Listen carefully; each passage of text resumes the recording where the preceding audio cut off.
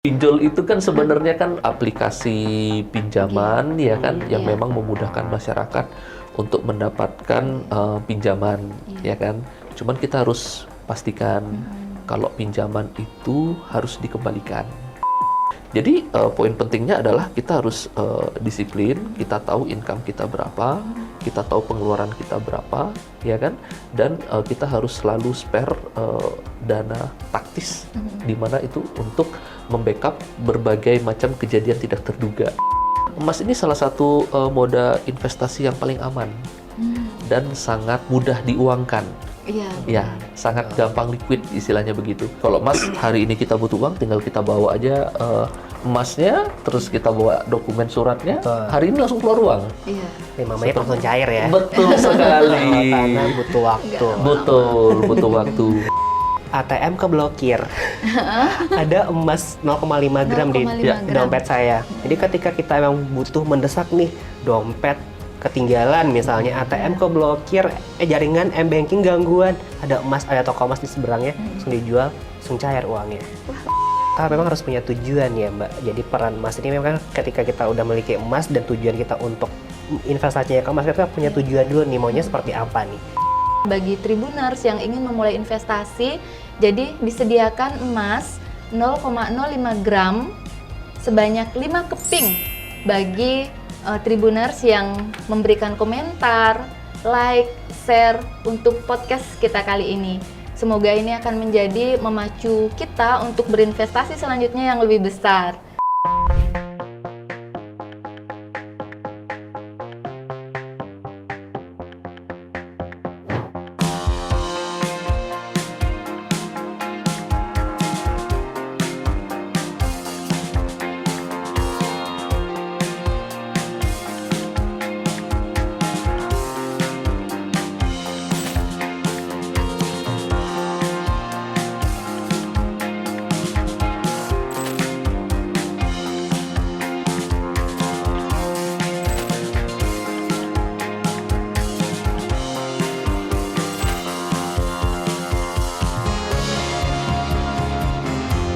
Halo Tribuners, berjumpa lagi dengan saya, Ida Ayu Madesatnyari dalam acara Bincang Tribun Bali. Wah, seru sekali kali ini kita kembali bersama Galeri 24. Apa yang seru di sini? Tentu cerita-cerita seputar mengelola keuangan. Dan topik kita adalah mengatur keuangan di tahun 2024. Nanti di akhir bagi komentar terbaik, ayo. Pasti semua sudah tahu ya, yang sudah sering mengikuti, ada emas untuk kalian yang komentarnya terbaik. Kita ada 0,05 gram emas sebanyak 5 keping. Ayo bagi yang beruntung, pasti dapat ya. Ikuti kita terus. Baik, kita langsung saja dengan perkenalan narasumber kita kali ini.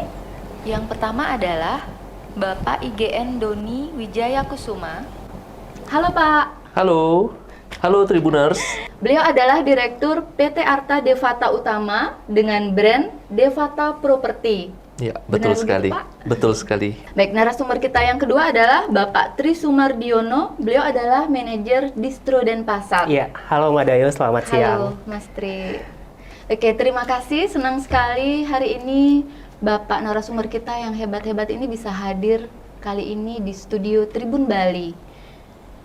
Semoga sehat semua ya Pak. Ini Amin. kabarnya Amin. sehat ya. Amin. Soalnya ini kita berbicara tentang uang.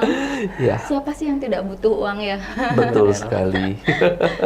Uang itu segala-galanya ya Pak. Dan segalanya butuh uang. Ya, lebih tepatnya itu sih. Segalanya butuh uang. Mungkin uang bukan segala-galanya, tapi betul segalanya butuh uang. Butuh uang. Oke.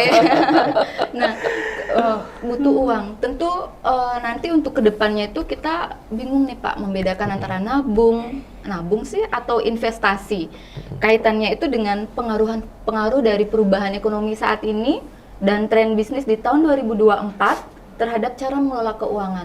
Ya. Tadi sepintas kita sempat ngobrol.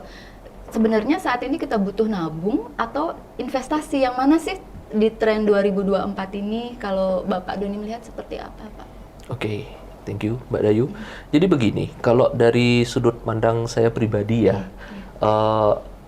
kalau kita mengutamakan untuk menabung, jujur aja, nilai uang kan makin lama semakin tergerus tuh dengan inflasi dan lain sebagainya, ya kan? Jadi di kondisi saat ini, alangkah baiknya jika kita memang masih punya limit atau spare batas dana yang bisa kita tabung, nilainya itu lebih baik diinvestasikan ke aset-aset yang memang bisa mengurangi nilai inflasi itu sendiri. Contohnya mungkin bisa di properti, mungkin bisa di obligasi, ya kan? Bisa di emas dan lain sebagainya. Jadi alangkah baiknya memang kalau memang memiliki spare dana yang cukup, ya kan? Spare dana itu disisihkan sebagian untuk investasi seperti itu. Jadi investasi nih Pak, kalau Bapak melihat perubahan ekonomi saat ini, itu penuh ketidakpastian itu seperti apa Pak? Gambaran Bapak melihat Ya, tren ke jadi depan gitu. memang kita benar-benar nggak bisa prediksi ya. Contoh kayak kejadian 1-2 tahun kemarin terkait dengan COVID itu kan benar-benar tidak bisa kita prediksi sama sekali.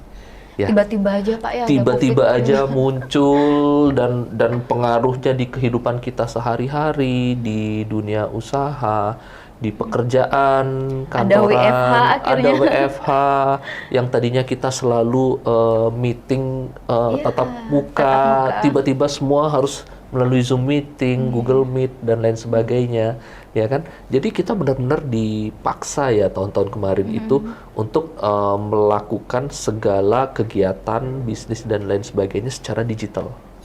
Ya, karena memang ruang gerak kita benar-benar dibatasi seperti itu. Jadi Perubahannya seperti apa dalam ekonomi itu Pak? Berubah pastinya nggak banyak? otomatis.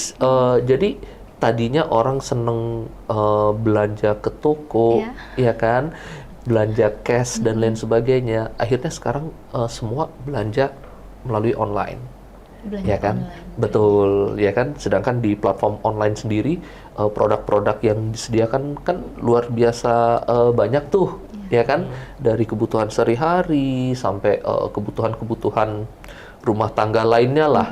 Bahkan kita mau beli kursi seperti ini aja sudah ada yang jual di online nih. Apa aja ada Pak Apa ya? aja ada di online.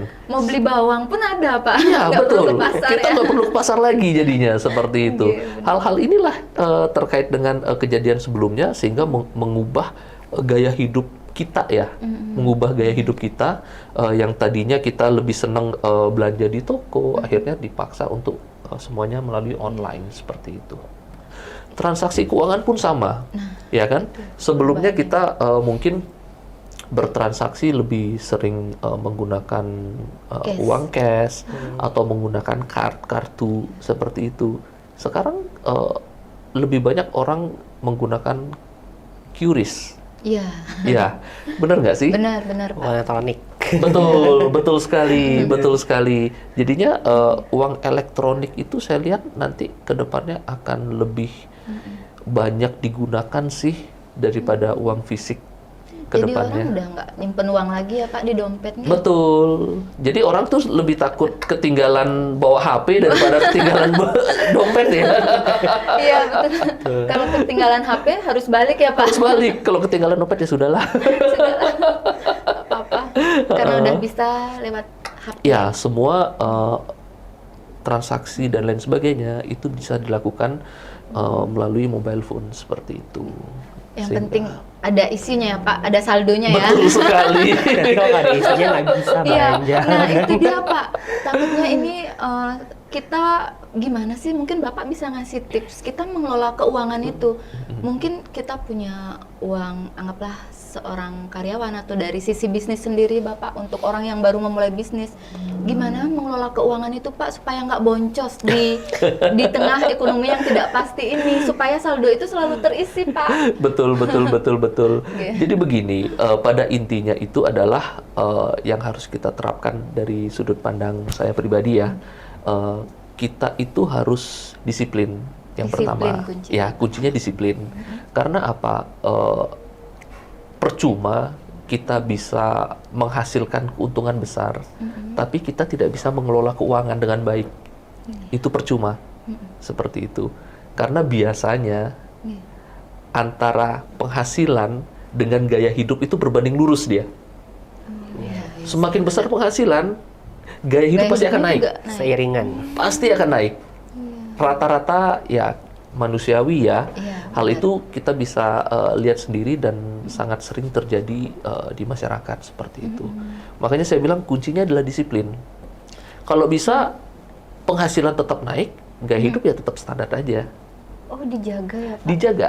Misalnya nih memasuki tahun 2024 gaji Betul. naik, Gaji kita naik. sebaiknya gimana tuh Pak? Ya, Ada sebaiknya, kenaikan gaji nih? meskipun ada kenaikan gaji, budget kita untuk sehari-hari, budget kita untuk healing lah istilahnya untuk anak-anak zaman sekarang ya. Iya, Pak, itu yang tren sekarang. Itu budgetnya tetap sama, jangan ditingkatkan. Jangan Tuh. ikut naik ya. Jangan ikut naik, ya kan? Anggap nih omong kosong kita punya gaji 10 juta, budget healing kita tuh jalan-jalan di Indonesia lah, ya kan? Karena gaji kita naik nih, jadi 15 juta seumpama. Terus budget healing kita naik nih, jadi jalannya ke Singapura kayak gitu. Ya Bisa kan? minus ya Pak? Bisa-bisa Naiknya belum minus. seberapa jadi Iya, minus. Betul. Dan takutnya malah budget untuk kejadian tidak terduga malah terpotong seperti itu.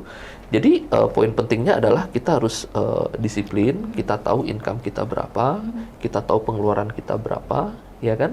Dan kita harus selalu spare dana taktis, di mana itu untuk membackup berbagai macam kejadian tidak terduga seperti itu. Ya. Jadi kenaikan gaji itu misalnya Pak, atau misalnya dapat bonus atau apa, itu larinya ke investasi yang Bapak bilang tadi. Otomatis harusnya ke investasi. Oh, investasi. Ya, harus ke moda investasi seperti itu. Nah, jadi Tribuners, beliau ini adalah pengusaha, jadi sudah tidak kita ragukan lagi ya, pengelolaan keuangannya sangat baik.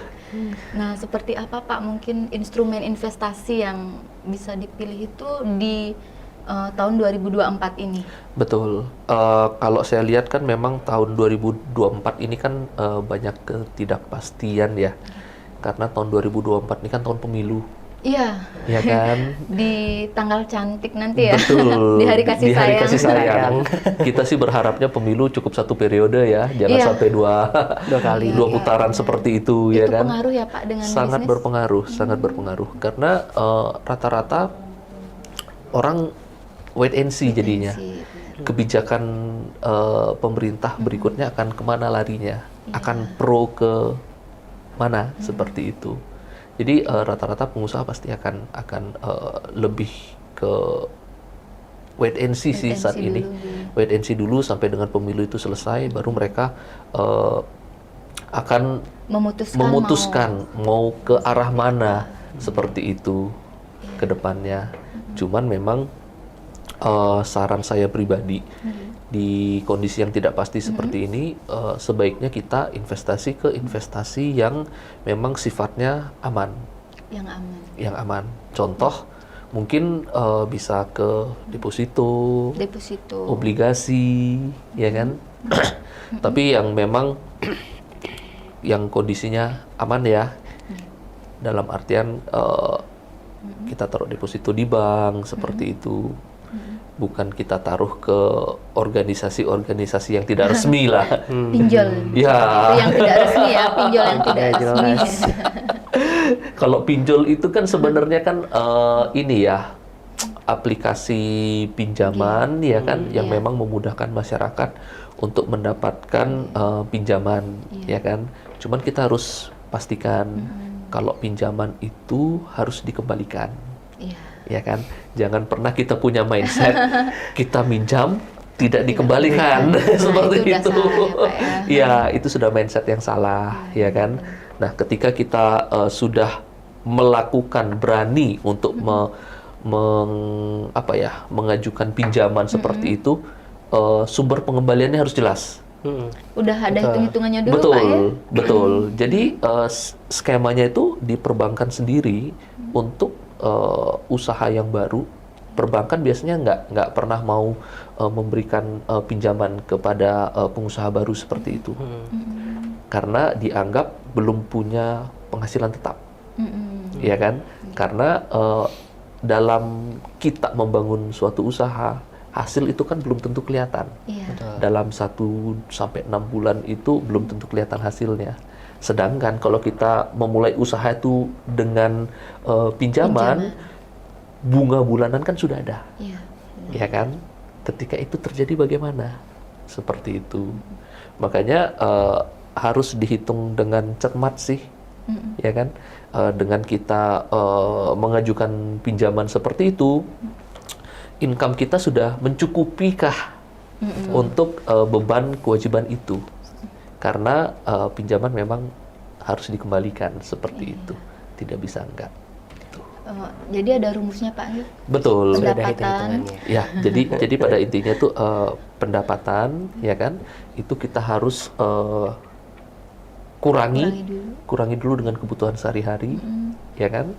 Terus kita juga harus sisihkan untuk potensi-potensi kejadian tidak terduga, ya kan. Setelah itu baru sisa dananya itu kita alokasikan untuk investasi, seperti itu. Kalau tadi Bapak bahas ada investasi, deposito, obligasi. Nah ini kalau terkait properti di Sendiri? usahanya Bapak sendiri dan emas seperti apa Pak? Ya, betul. Saya dapat baca Pak yang terakhir itu Denpasar itu yang paling tinggi kenaikan harga propertinya Pak. Betul. Malah di 2023 itu yang Betul, saya baca terakhir. betul. Di Indonesia. Iya, karena memang begitu ya, menarik sih sebenarnya karena bisnis properti ini kan memang istilahnya gimana ya,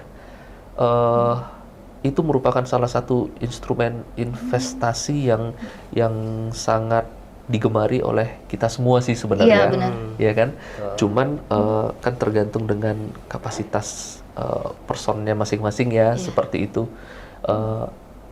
Kalau properti sendiri memang setiap tahunnya pasti selalu ada peningkatan. Benar. Selalu ada peningkatan, tidak mungkin tidak seperti itu.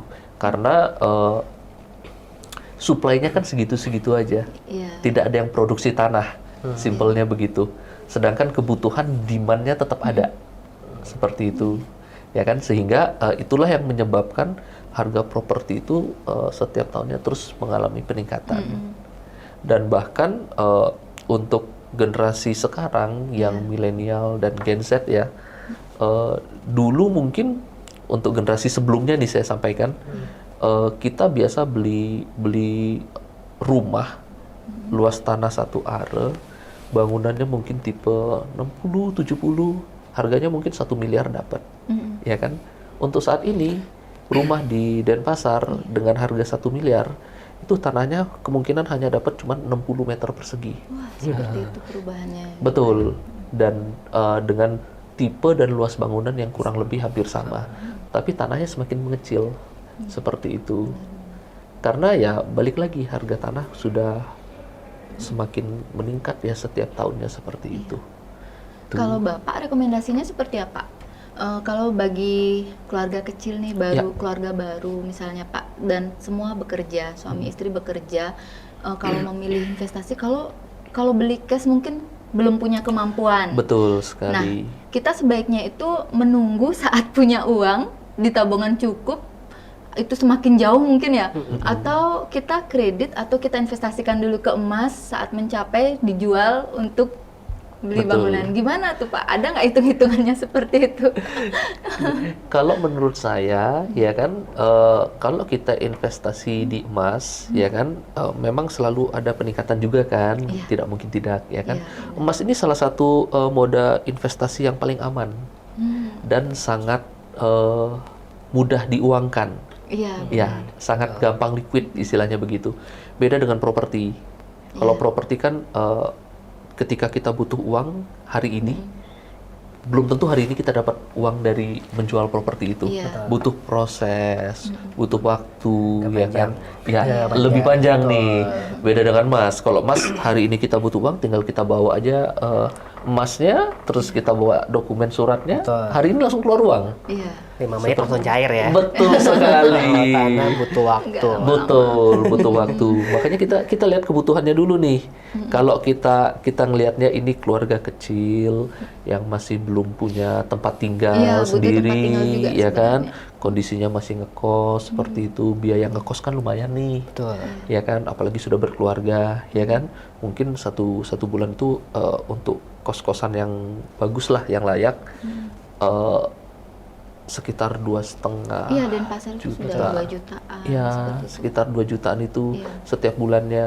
Sedangkan kalau dia bisa beli rumah yang agak di pinggir deh, kita ngomongnya Oh, iya. agak di pinggir yang harganya nggak sampai 1 miliar, Iya. ya kan itu kan masih ada tuh, ya kan. Jadinya cicilannya juga nggak begitu besar, ya kan. Mungkin mereka bayar kos-kosan 2 juta, 2,5 juta tiap bulan, dengan mereka KPR rumah, mereka bayar cicilannya cuma 3 juta sampai 4 juta seperti itu. Jadi Tapi mereka nanti jadi agak, hak milik ya Pak? nanti otomatis jadi hak milik, Iya. seperti itu. Jadi kalau memang ada kebutuhan untuk rumah tinggal, mungkin sebaiknya fokus ke rumah tinggalnya dulu. Karena ketika investasi di tempat lain juga, di sektor lain, sedangkan mereka masih tetap istilahnya bayar kos seperti itu dan lain sebagainya, kan agak Berat kasihan sih, agak sayang, agak Sayang sayang ya, Pak, sih, ya? agak Nah, sayang sih itu kalau dia dari sudut bedanya saya ya, pribadi. kalau dari sisi bisnis itu baru ketemu. Iya, seperti Kadang itu. orang tidak mikir ke sana Pak, padahal ini ada uang untuk bayar kos. Tapi kenapa sih nggak pakai cicil rumah aja seperti itu ya? misalkan ya. Betul, tinggal ditambahin lagi sedikit aja, Iya. bisa deh dipakai untuk nyicil rumah seperti Iya, itu. mungkin ya untuk sementara agak jauh sedikit dari Betul. tempat kerja, tidak apa-apa. Betul. Mungkin akan berkembang ya Pak tempat itu suatu saat. Ya pasti akan seperti ya, Pak, ya. itu. Pasti Karena rame ya, Pak. Betul, karena apa ya? Ibarat kita tinggal di perkotaan di Denpasar makin lama makin penuh, Iya. ya kan? Ketika sudah penuh, tidak ada space untuk membangun lagi di Denpasar, otomatis akan beralih ke pinggir-pinggirnya. Apalagi kan dengan diperbaikinya jalan, dibukanya jalan-jalan baru, atau mungkin suatu saat nanti ada moda transportasi umum dari pemerintah, Iya. seperti itu, otomatis akan sangat memudahkan Semakin mudah masyarakat Pak. ya. Ada jalan tol nanti. Betul, ya kan? Otomatis kan nanti meskipun tinggalnya di lokasi ya contoh Tabanan lah, Iya. mungkin Iya. dengan adanya akses jalan tol ke Denpasar akan jauh lebih mudah, seperti itu. Dan akan waktu tempuh dan jarak tempuh juga akan semakin pendek, Lebih pendek, seperti iya. itu.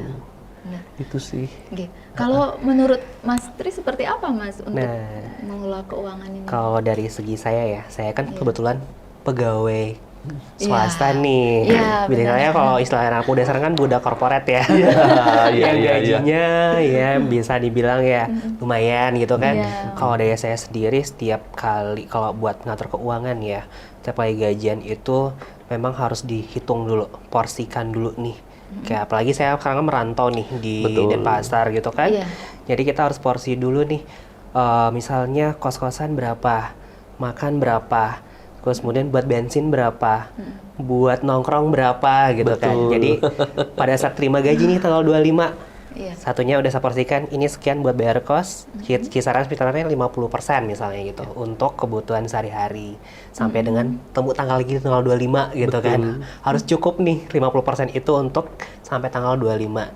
Nanti kalau misalnya buat nongkrong udah saya sisihkan lagi nih, misalnya sisihkan ke dompet digital yang lain. Jadi supaya dompet nanti di digital ATM ya, Pak, ya? digital nih. itu dompet digital nih. Karena kalau misalnya kita nyimpan di satu ATM misalnya, Iya. kalap nih ke mall belanja, jadinya buat lifestyle-nya nggak kepake nanti kan. Jadi Betul. saya Nggak simpan, terasa geseknya. nggak terasa gesek mulu nih buat belanja makan dan sebagainya. Apalagi kalau anak kos-kosan kan kita Iya. jarang masak ya Pak. Iya, betul. Capek dari kantor pulang kerja maunya rebahan tinggal makan gitu Iya. kan. Iya, Akhirnya diporsikan buat kebutuhan sehari itu 50%, kemudian buat lifestyle nongkrong 30%, dan sisanya 20%-nya minimal bisa ditabung ke rekening yang satu atau diinvestasikan seperti itu.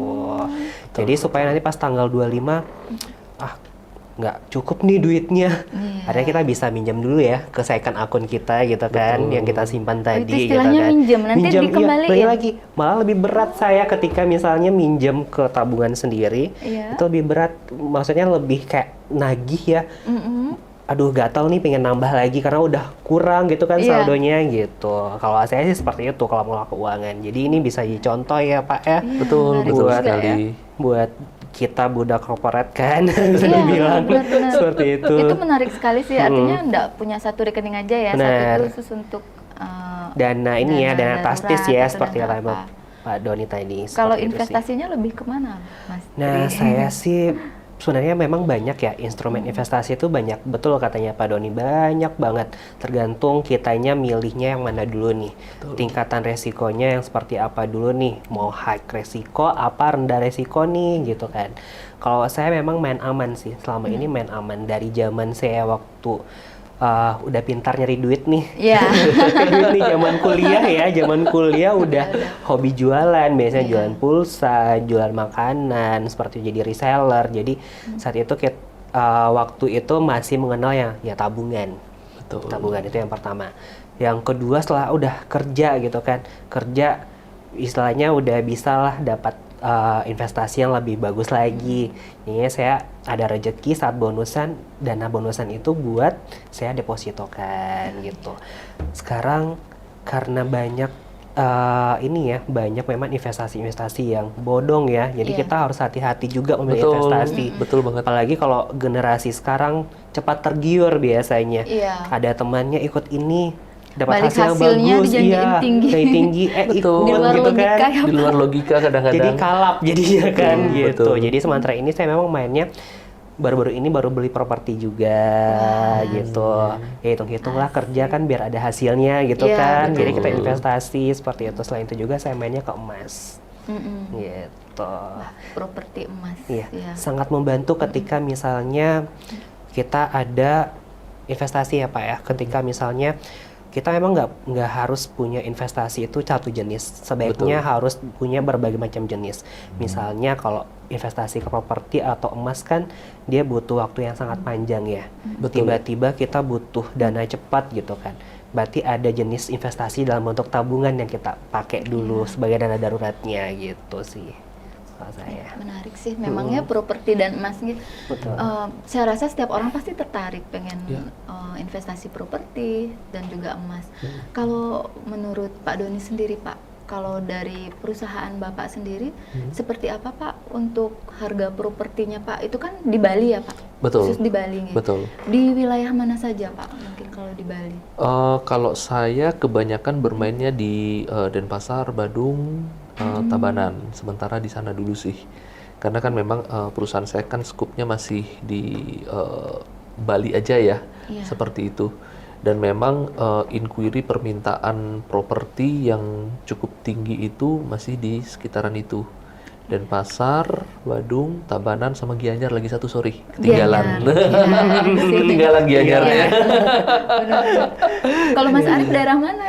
Saya kebetulan saya kan orang NTB ya. Iya. Jadi saya lebih ke di daerah asal. betul asal investasinya. Iya. Kalau daerah Denpasar, Badung, Tabanan, Gianyar, Pak, kalau anak-anak, kalau Bapak melihat anak-anak milenial atau Gen Z sekarang mereka sudah banyak nggak Pak yang tertarik untuk investasi properti?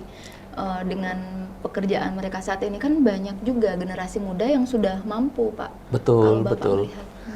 Cuman kalau saya lihat secara pribadi ya, saya kurang paham ya anak-anak Gen Z zaman sekarang ini. Jadi mereka seperti apa ya? Mereka enjoy your life aja lah istilahnya. Pokoknya seperti hari itu. ini berlalu. Ya, Nanti saja. Iya.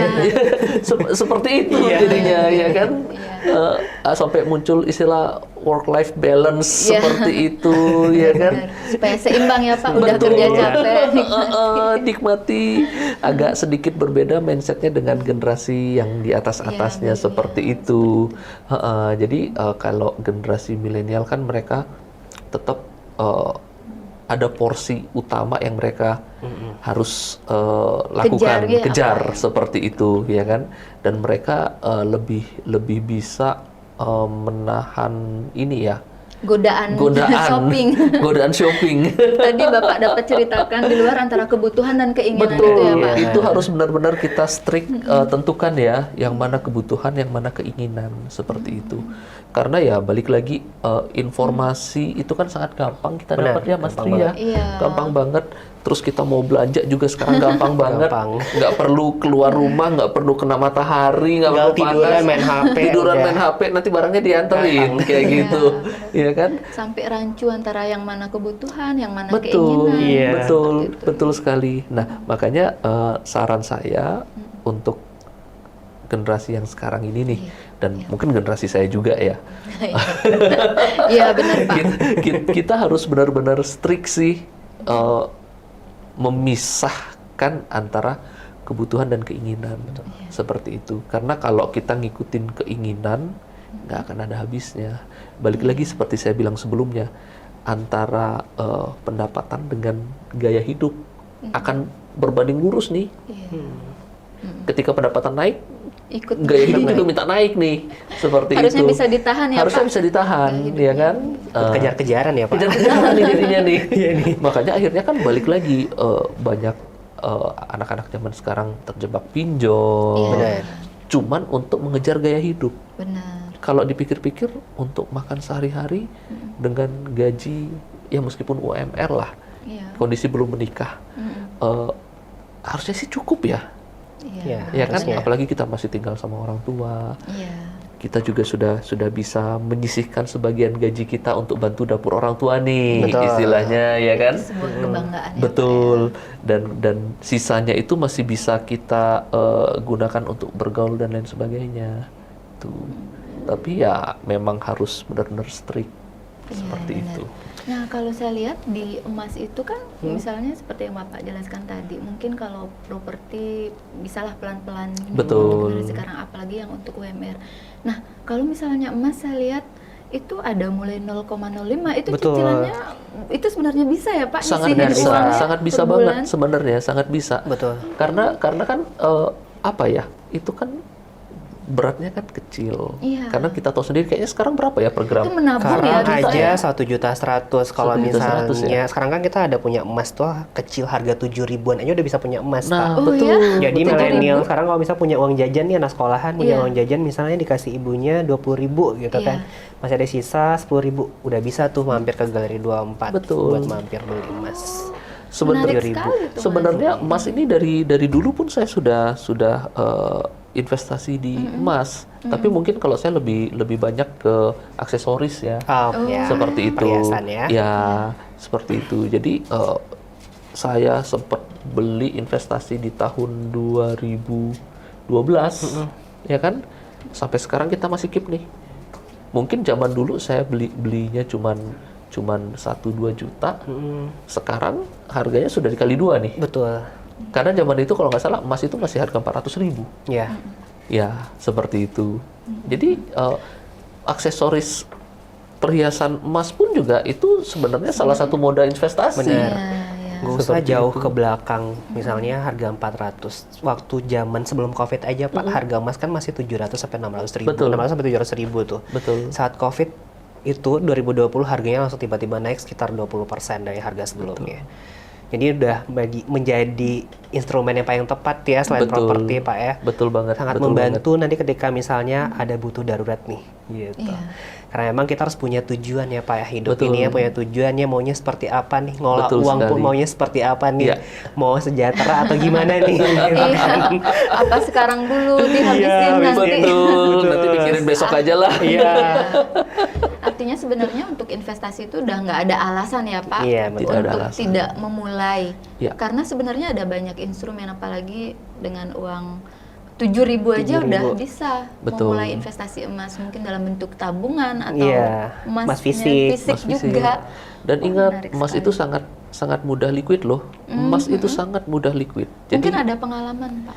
Jadi dalam artian ketika kita membutuhkan uang nih, ya kan? Kalau kita punya emas, tinggal kita bawa emasnya ke toko, bawa dokumen sertifikat emasnya, sudah langsung cair uangnya. Benar, ada pengalaman saya Pak. Waktu saya jalan-jalan waktu itu ke Bandung, ATM keblokir. Ada emas itu beratnya 0,5% di dompet, 0,5 gram di dompet saya. Aduh, gimana nih, ATM keblokir, sudah makan pula di salah satu resto di sana. Akhirnya kebetulan di salah satu resto tersebut di seberangnya ada toko emas.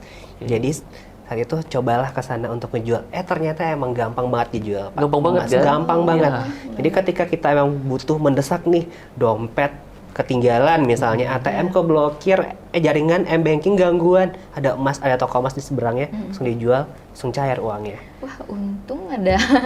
Nah, itu juga Cadangan. gunanya mungkin ada, Cadangan, gitu iya, kan. ada banyak jenis Ada banyak investasinya jenis, ya. betul. Ada uang, ada emas. Betul banget seperti itu. Kalau dari semua yang tadi sudah kita bicarakan, Pak, mungkin ada nggak yang paling penting menurut Bapak dalam mengatur keuangan itu? Aspek yang paling penting sekali dalam mengelola keuangan di serba ketidakpastian ekonomi ini, Pak? Yang pasti satu, yang paling utama harus disiplin ya. Seperti saya sampaikan tadi, kita harus disiplin. Yang kedua juga kita harus benar-benar bisa membedakan yang mana kebutuhan, yang mana keinginan. Kadang-kadang memang itu yang sangat sulit ya kita lakukan ya. Kita suka tergoda dengan barang diskon seperti Apalagi itu. perempuan ya. Betul, tiba-tiba, waduh kok ada diskon ya. Padahal barang itu kita masih punya. Iya betul. Iya kan? Nggak terlalu butuh ya. Nggak terlalu butuh gitu loh. Akhirnya kita belanja cuman karena diskon seperti itu. Nah, yang hal-hal seperti ini kita harus hindari sih sebisa mungkin. Dan kita harus perbanyak investasi. Ya, karena ketika kita pegang uang yang cukup banyak seperti itu, nilai uang kan setiap tahun makin tergerus inflasi, Mas Tri, seperti itu.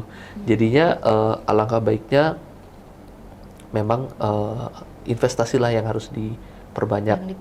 Ya, tapi tidak mengurangi cadangannya kita juga. Benar. Untuk kejadian tidak terduga. Seperti itu. Karena terkadang kan investasi itu tidak gampang dicairkan. Kecuali emas, balik Betul. lagi. Ya kan? Iya. Investasi yang lain kadang-kadang butuh waktu. Anggap Waktu. contoh kayak kita beli ORI lah, obligasi Republik Indonesia. Ada jangka waktu. Betul, jangka waktu 3 tahun, ya kan? Kalau kita nunggu jangka waktunya lama.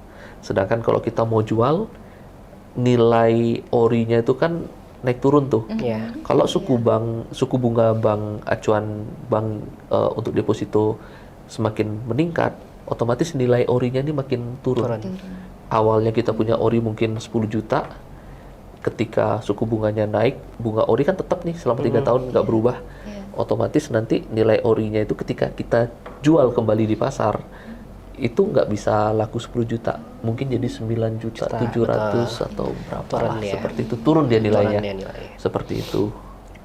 Jadi seperti apa Pak Doni dan Pak Tri menggambarkan peran emas itu sendiri, Pak, untuk perubahan ekonomi ini, untuk kita pilih sebagai investasi untuk menjaga supaya tetap balance, Pak, nilai uang yang kita punya. Betul. Di tengah perubahan ekonomi yang tidak pasti di tahun 2024. Jadi begini, emas ini kan memang punya peranan penting sih di dunia investasi ya, baik sekarang ataupun sebelumnya. Termasuk untuk bisnis ya, Pak? Untuk bisnis pun sebenarnya bisa kita lakukan, ya kan? Dalam artian kita keep aja lah emasnya seperti itu. Iya, nanti ketika harganya naik, kita bisa jual lagi seperti itu. Ketika harga turun, mungkin kita belanja lagi. Karena kan emas ini kan fluktuatif juga dia. Betul. Seperti itu, naik turun juga. Ya kan, trennya tidak selalu naik. Ada waktunya dia juga turun seperti itu. Ya kan, mungkin itu bisa dijadikan salah satu moda investasi dan bisnis yang simple ya. Benar. Buat anak-anak zaman sekarang, ketika harganya naik bisa dijual, ketika harga turun mereka bisa belanja lagi di situ. Benar. Karena memang emas ini ya Mbak Dayu, izin menambahkan ya Pak Doni. Iya. Karena memang emas ini kan memang tren harganya itu terus naik dia. Walaupun trennya memang naik. trennya naik ya, walaupun turun itu paling turunnya sedikit biasanya. Contohnya Sampai 10.000? aja bisa sampai 10.000. Contohnya aja kan dulu mungkin harganya 400.000. Kalau misalnya ada, biasanya customer kita nih, kita ngarepnya turun lagi nih harga 400.000 ya nggak mungkin karena nilai uang kita udah berubah gitu kan. Betul. Sebenarnya nilai uang kita yang berubah yang mempengaruhi harga emas itu tinggi sebenarnya. Betul. Jadi kalau misalnya kita memang harus punya tujuan ya Mbak. Jadi peran emas ini memang ketika kita udah memiliki emas dan tujuan kita untuk investasinya ke emas, kita punya tujuan dulu nih, maunya seperti apa nih kita milih emas. Tujuan buat apa dulu nih? Misalnya saya mikir untuk 5 tahun ke depan anak saya udah mulai SMP nih, kayak gitu misalkan. Nah, ya betul, Bisa. itu cocok. Jadi cocok ketika misalnya Mbak Dayu atau Pak Doni, Pak Doni mau pengembangan propertinya nih, butuh modal, saya beli sekarang deh, mumpung harganya 1 juta. 10 tahun ke depan saya rencananya mau bangun super mall gitu kan, mall besar yang ada di Bali. Jadi 10 tahun ke depan kira-kira harga emas sekarang 1 juta, 10 tahun ke depan tiba-tiba udah 3 juta nih per gram gitu kan. Ya itu sangat membantu. Jadi peran emas itu memang sangat penting sih buat kehidupan kita. Oke. Wah, menarik sekali ya pembahasan kali ini. Rasanya saya pengen buru-buru investasi emas. Ya setidaknya lebih terbuka ya. Semoga Tribuners juga mendapat manfaatnya ya. Karena memang benar sekali kalau kita tidak memulai sekarang, Ya kapan lagi gitu Kapan kan. lagi? kalau Kapan hanya lagi? rencana Nggak sampai-sampai, Mbak. nggak sampai ya. Jadi jangan cuma diomongin ya Pak. Iya. Betul. Pikirannya. Mulailah langkah kecil dulu. Lakukan langkah kecil dulu. Tidak harus lompatan besar kan? Iya benar. Ya, langkah kecil dulu, step by step, pelan-pelan, ya kan? Yang penting kita yakin dan kita punya tujuan. Betul. Balik lagi kayak Pak Tri bilang, ya kan? Saya yakin semua itu akan jadi hal yang baik sih buat kita semua. Seperti itu. Karena semua itu kan butuh proses ya. Iya. Jadi nggak harus instan. Yang instan Bukan mie instan Iya, ya. bukan mie instan. Karena yang instan itu cepat dia akan hilang gitu kan. Betul, Iya, betul. Jadi itu butuh proses nih. Ibaratnya kayak bayi kan, lahir terus tumbuh jadi balita, jadi anak-anak gitu kan. Begitupun kita tujuan kita untuk hidup itu untuk mengatur keuangannya seperti apa gitu kan. Oke, baik. Terima kasih sekali Pak Doni Terima dan Mas kasih, Tri Mbak sudah Ayu. hadir hari ini. Jadi dari apa yang sudah kita bahas tadi dalam mengatur keuangan di tahun 2024, saya simpulkan langsung ya Pak. Ya, Oke, baik. Ada kesimpulannya, yang pertama yang selalu ditekankan oleh Pak Doni adalah disiplin. Yang pertama disiplin dalam mengatur keuangan. Bagaimana kita bisa membedakan antara kebutuhan dan keinginan, itu harus benar-benar dibedakan. Jangan disamarkan. Kadang kita cuman keinginan, tapi kita nganggap itu kebutuhan. Jadi itu harus benar-benar disiplin, yang pertama. Kemudian yang kedua, kita harus pintar memilih investasi apa, dan itu disesuaikan dengan kemampuan betul sekali. yang kita miliki. Jangan dulu kita tahu kemampuan kita masih di sini, tapi kita udah mikir untuk properti yang terlalu harganya tinggi. Nah, kita harus mulai, jangan sampai waduh saya belum bisa nih. Bukan berarti Anda tidak bisa untuk investasi yang lain. Ada berbagai pilihan. Bahkan tadi Mas Tri bilang dengan uang 7.000 aja udah bisa loh mulai investasi. Jadi sebenarnya tidak ada alasan untuk memulai seperti itu. Nah, di tengah ketidakpastian seperti ini, maka harus mulai dari sekarang. Jangan hanya dipikirkan, jangan hanya ingin gitu, tapi langsung dilaksanakan. Oke, baik ya. Dan yang paling kita tunggu sebenarnya adalah, mungkin ini sebagai pancingan sebenarnya ya, baik sekali ya, ini Galeri 24 ini untuk memancing sebenarnya ya bagi Tribuners yang ingin memulai investasi. Jadi disediakan emas 0,05 gram sebanyak 5 keping bagi Tribuners yang memberikan komentar, like, share untuk podcast kita kali ini. Semoga ini akan menjadi memacu kita untuk berinvestasi selanjutnya yang lebih besar. Terima kasih untuk Pak Doni dari Devata Property yang sudah hadir saat ini di Tribun Bali menjadi narasumber kita. Kemudian kepada Mas Tri, terima kasih Mas Tri dari Galeri 24 sudah hadir hari ini. Baik, bagi Tribuners yang ingin bertanya, mendapatkan informasi nih sudah tergerak untuk investasi properti, bisa tanya-tanya langsung ya di nomor berikut ini, di bawah ini, atau langsung ke media sosial Devata Property. Dan bagi Tribuners yang ingin informasi terkait investasi emas, itu mulai 7.000-an loh. Kalian juga bisa hubungi Galeri 24 di nomor ini dan media sosial di bawah ini. Ayo, jangan tunggu lagi ya. Selamat mencoba. Sampai jumpa Tribuners.